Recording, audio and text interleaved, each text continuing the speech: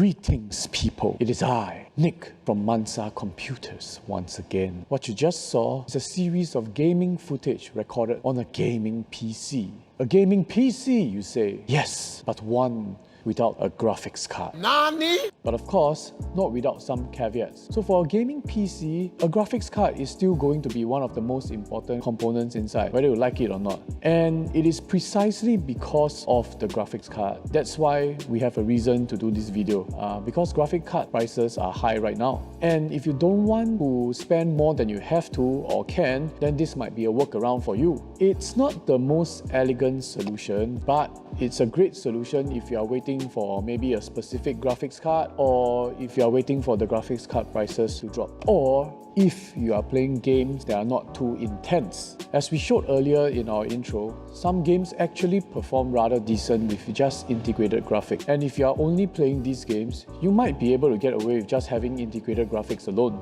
Enough chitter chatter. Let us see how this little boy fares. I've been getting out of bed these past few days. Think it's fair to be proud about it. I've quit ordering from all those fast food chains. I'm feeling better, there's no doubt about it. And my days are brighter, my shoulders are so much lighter. Just for a moment there, I thought that there was nothing more to life. I thought about it, wrote a couple songs about it. Just for a moment there, I lost myself. Mind if I be real for a minute? It's almost like everything I feel had a limit. It now gone past.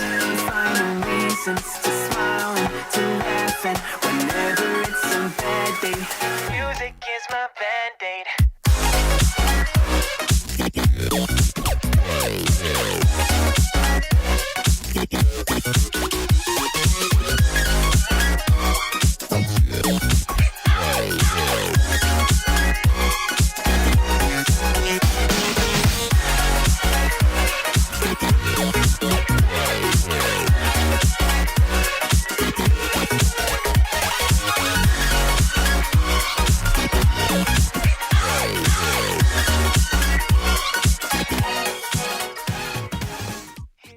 As you can see, some games perform well enough with integrated graphics for you to play it normally at 1080p, which is kind of like the unofficial, acceptable standard for most people. You see that popular esport titles like Valorant, Dota 2, LOL, these games perform with not much significant problems at all. So then if you are someone who plays mostly these games, you can actually get away with this setup while waiting for GPU prices to drop. You just need to make sure that you spec your power supply sufficiently to support the GPU that you intend to get in the future. But you know what's the real best thing? With the money you saved, you can then stack it up to make a nice custom wrist rest while typing on your keyboard, saving you even more money because now you don't need a keyboard wrist rest anymore. #LifeHacks. Aside from the base level performance that the processor and integrated graphics can offer, the interesting question would then be, if we lowered the processor's temperature, will it actually help and increase FPS for the games? So we'll be testing this out today by doing two simple upgrades. The first one would be to change the system right here with these ROG Strix XF120 PWM fans. The main selling point of these fans is that it is whisper quiet, and also it offers a balanced profile between airflow and static pressure. So let's take a listen as to how quiet these fans are compared to our normal case fans.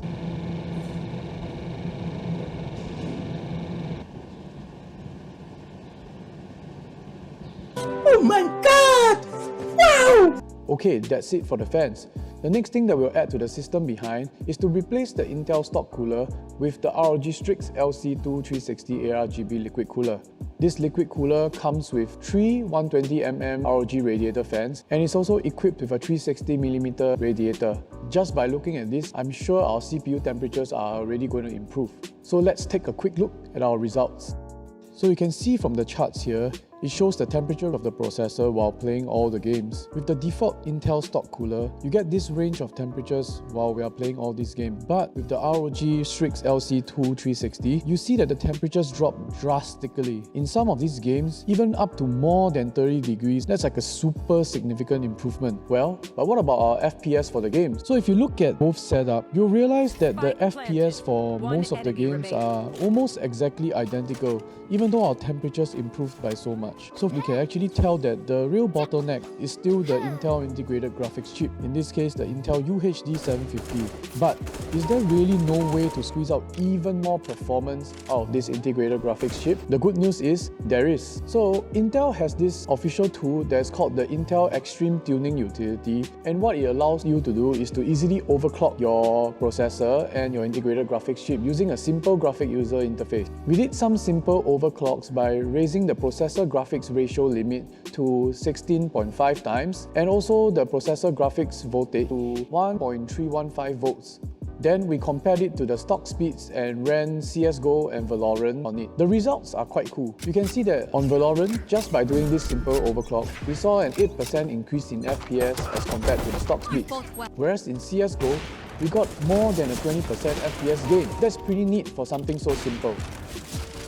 But also do take note that when you are overclocking, don't push the processor's voltage too high in one go because you might accidentally damage the processor. Also, when you continuously overclock the processor, it might cause it to wear out faster in the long term. But all in all, this is still a pretty awesome way to get the most out of your processor. Now that you know all this, what should you do with this information? Well, I would say that the main purpose of having integrated graphics isn't for gaming per se. It's mostly helpful in situations like if you are troubleshooting your PC or if you need a light workstation that also doubles as your media rig. It will also work well if you're into some basic photo editing, like maybe some Lightroom adjustments and maybe even some Photoshop work without too many layers or any 3D kind of art. But more on this on a separate video if anyone's interested. So comment down below if you are interested in us exploring the use of integrated graphics in certain creative work scenarios. Now, back to gaming. If you are someone that's specifically waiting for graphics card prices to come down, then this might work as a reasonable stopgap measure for you, assuming that you play the games that